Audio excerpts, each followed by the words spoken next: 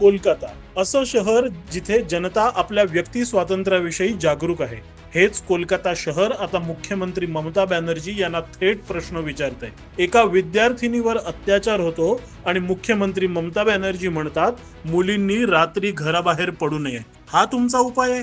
गुन्हेगार मोकाट आणि मुलींना मर्यादा, हीच तुमच्या स्वातंत्र्याची व्याख्या आहे का ममता बॅनर्जी? स्वतः महिला मुख्यमंत्री असूनही जेव्हा तुम्ही मुलींना दोष द्यायला सुरुवात करता तेव्हा तुमचं राजकारण किती खालच्या थराला गेलंय हे स्पष्ट होतं.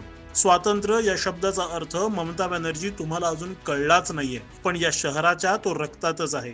हे शहर स्त्री स्वातंत्र्यावर घाला घालणारं विधान आणि कृती कधीही मान्य करणार नाही. जेव्हा स्त्रीच्या आयुष्यावर बंधनं लादली जातात तेव्हा ते नेतृत्व नसतं, तो स्वातंत्र्यावर घातलेला हुकुमी चाप असतो आणि कोलकाता असा चाप सहन करत नाही, तो चापच तोडून टाकतो.